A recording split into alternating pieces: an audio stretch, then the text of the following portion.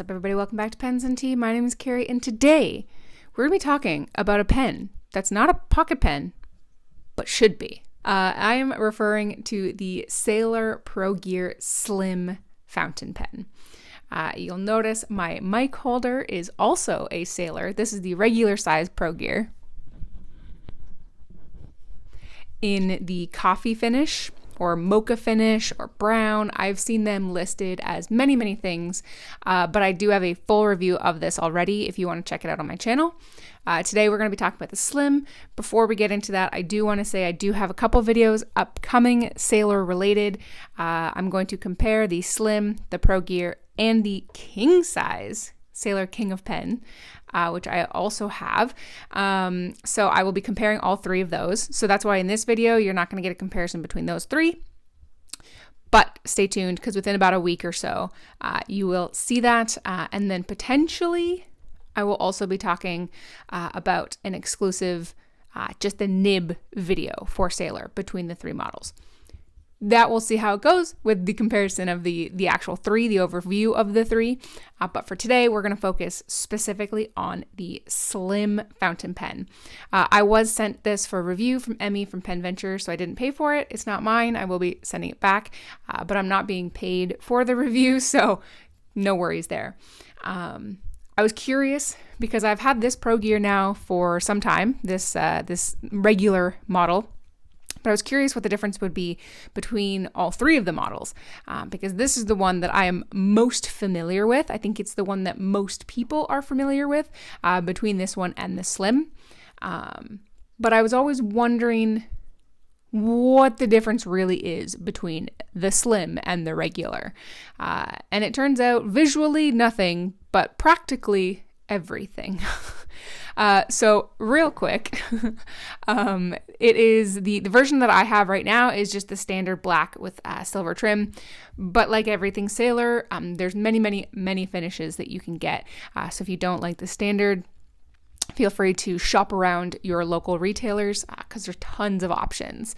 It is a flat top pen, which is my bread and butter. I prefer them over the torpedo style or the cigar shape style, but there are the Sailor 1911 models that if you do prefer the torpedo style shape over the Pro Gear, the flat top shape, then that is an option that you can choose as well.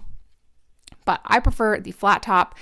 It does have a very standard, very traditional style pen, in that it does flare out just ever so slightly towards the band of the cap here, but it is a small pen. I mean, it's a little teeny. I will compare it in a moment to the Pilot E95S, which is famously a pocket pen, and you'll see that in some orientations, the pocket pen is actually bigger than this one. So what are some things that I really like about this pen? I really like the fact that it is small. I feel like there is a time and a place for small pens, especially if you're traveling, if you just want something to, pop in a pocket, not really worry about, go forward into the abyss, and you don't want to be worried about having, some gigantic, Visconti next to it. I mean, the Visconti even kind of dwarfs the regular Pro Gear.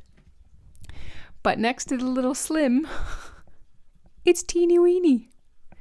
And while the Visconti is certainly considered an oversized pen, it's by no means an oversized pens, if you catch my drift. I'm looking at you, Emperor. But this one is really nice that it is small. You can post it, which is necessary for me. When I use this pen, I do use it posted. You can use it unposted, absolutely, but it's a little on the short side for me personally. So I do prefer to use it posted, which is rare because I don't typically like to post my pens, but I think it's necessary for this one, for me. If you have hands on the larger side, I don't think this is going to be the pen for you, because when I use it for approximately 30 minutes or less, It's very comfortable. It's very reliable. You'll see in the writing section in a moment, spoiler, that it writes really, really well. Nice crisp line, hard nib, but very nice, wet enough for what I like, super reliable, no hard starts, skipping, anything like that. But the grip section's a little bit small. Now, the threads are very, very smooth, so you don't have a problem with that. There's really not even much of a step up towards the body. So you can hold it farther back to get a little bit of a wider section to hold onto. And that is really why I think you have to use this pen posted, unless you have very small hands.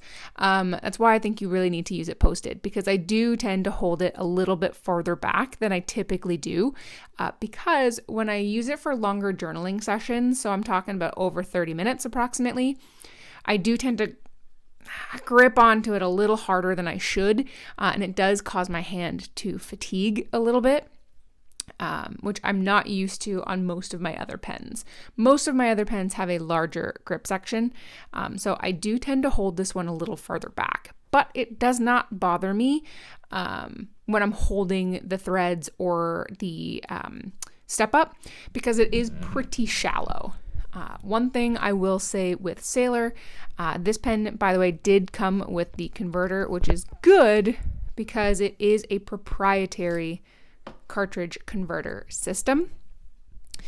I do appreciate, though, that this slim model fits their standard converter and cartridges, just like the regular Pro Gear size and even the King of Pen size, so that you don't have to continuously purchase converters and things like that. So if you were to use the Pro Gear Mini that came out a couple years back, that one does not fit this.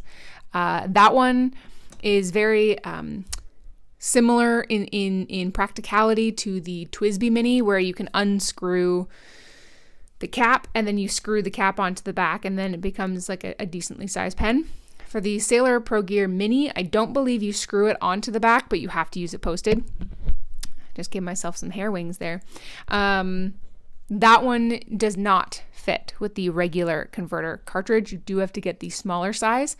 I've personally never used the Pro Gear Mini, so for those of you who have, let me know in the comment section down below if that's an annoyance, because I don't know. But with this one, you thankfully can use the standard size.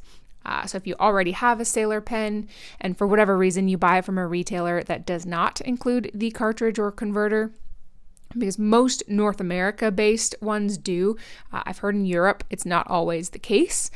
So take your, do some research when you're buying.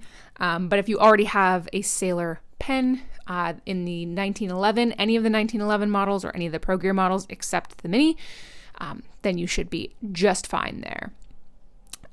But I personally really like it. I don't know if this would be an everyday thing for me. Did I just get a little prepubescent there with my voice? It cracked. I will likely be picking one up in the future if I find a finish that I really, really like. I'm kind of wanting the Christmas one that came out last year, but I never ended up buying it. So maybe I'll pick one up secondhand at some point. But would I pick up a Sailor Mini or Sailor Pro Gear Slim in the future? Yes. If I can find a finish that I like, but it would not be an everyday thing for me. It would be very similar to the Pilot E95S that I have, where I don't have it inked up 24/7, but when I do, I love it. And it is really great to take with you on the go when you don't want to have a giant Mondo pen just chilling. And I'm also, as you all know, obsessed with the Kaweco Sport. And the Kaweco Sport is tinier than this. So, it fits. There's a place for it. It wouldn't be an everyday, but there's a place for it. So I'm going to flip the camera around and show you some close-ups. I'm also going to show you some size comparisons, and then we're going to get into the writing sample. Got it side by side here with a couple different pens. This is the Pilot E95S. the Pilot Metropolitan and the TWSBI 580. As you can see, it's definitely on the small side. I would basically say it's Sailor's version of a pocket pen. Because the Pilot Metropolitan, I would say, is a standard size pen, but on the small side of a standard size pen. And the Pilot E95S is certainly a pocket pen. Now, I will say when you have them sort of like capped, if I can do that on the fly, it's actually smaller than the E95S. Not by a lot, by about maybe half of a nib size, but it is certainly on the slim side. Of course, that's why it's called slim. Now, if you don't have it capped, then let's just take off all of the caps here. Then it is larger than the E95S. But again, not by a lot. By about a quarter of a nib size. I'm just trying to keep the bases here so you can see where the nibs go. So standard size pen, the Pilot Metropolitan, the Sailor, and then the E95S. So it's certainly a small pen, and one that I would say would not suit all hands, but you can get away with it for sure without having to post it. But this is one that I do tend to post when I use it, despite the fact that I don't usually post my pens. But it just adds that little bit extra. The main thing I think that most people will have an issue with if it is on the smaller side is that grip section. So if I compare it to the Pilot Metropolitan, which is the number one complaint that most people have with the Pilot Metropolitan for the grip section, the Sailor is actually a slight bit bigger grip section wise than the Pilot Metropolitan, but not a whole lot. It's pretty darn close. But if you were to take something like the TWSBI 580, you have a little bit more girth. Not that it really actually looks like that here, but a little bit more girth there. So it is a bit of a slimmer grip section. And I do find myself, after about 20 to 30 minutes of writing with this pen, gripping the grip section pretty tight. So I do get some fatigue in my fingers, but I don't think that's necessarily a weight issue with this being a lighter pen. I think it's mostly just because it's a bit narrower, and I have been using pens that have a bit, beefier grip sections lately. So I think that's more of an issue there. But enough ramble, let's get into the writing sample.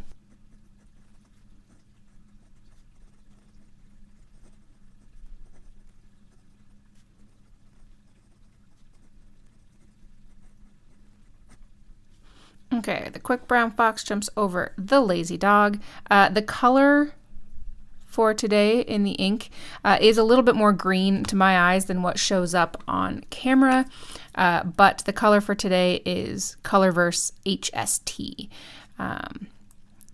Yeah, that's a little bit more accurate as to what that color looks like. It's great ink so far, no complaints, just like this nib.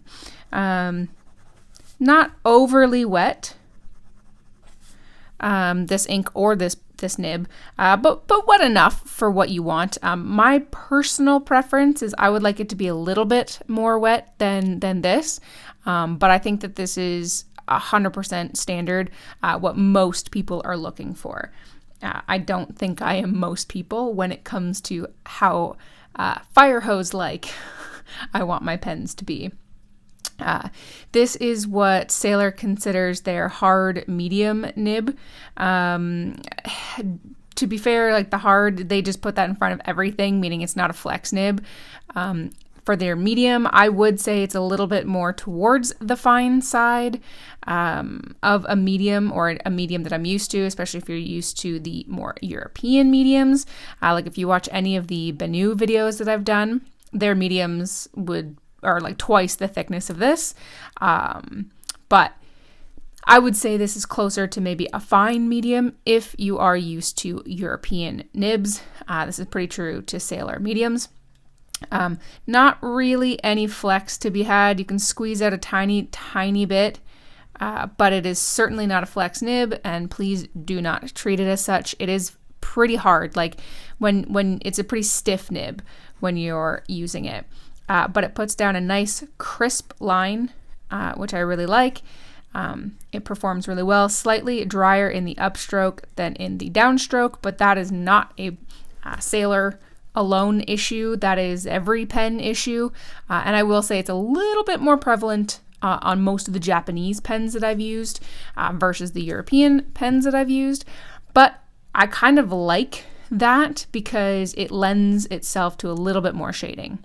And to be fair, you don't notice this much of a drastic difference in your actual writing.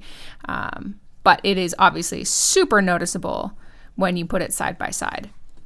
I've never had any hard starts or skips with this pen.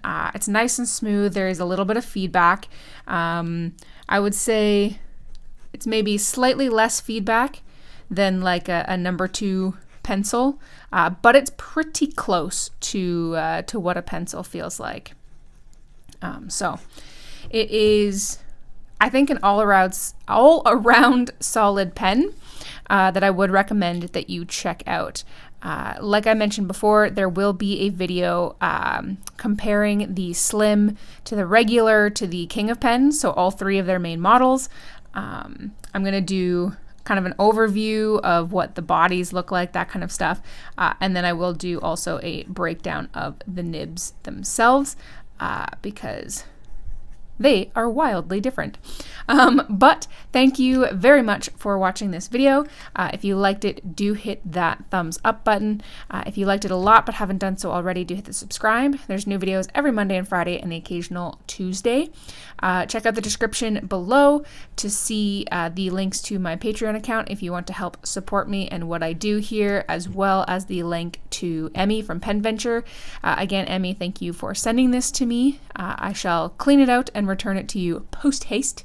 But for now, thank you all for watching and supporting my content. And as always, I will see you next time. Bye.